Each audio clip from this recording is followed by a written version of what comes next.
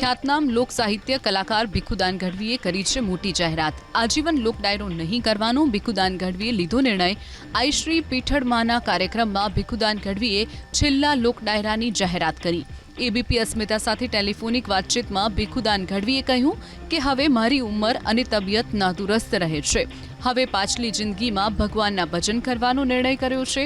લોકોનો ખૂબ પ્રેમ મળ્યો છે જે હું ક્યારેય નહીં ભૂલી શકું। હવે વયના કારણે નિવૃત્ત થઈ રહ્યો છું। ભીખુદાન ગઢવીએ 4 દાયકા સુધી સતત લોક સાહિત્યની સેવા કરી।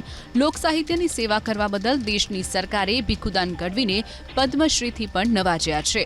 આજે જ નિર્ણય લીધો કે આ માતાજીના સાનિધ્યમાં પીઠળમાંનો પ્રોગ્રામ થઈ જાય પછી ક્યાંય જીવું ત્યાં સુધી પ્રોગ્રામ કરવા નથી।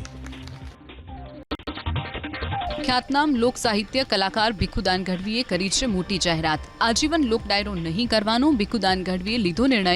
આઈ શ્રી પીઠળમાના કાર્યક્રમમાં ભીખુદાન ગઢવીએ છેલ્લા લોક ડાયરાની જાહેરાત કરી।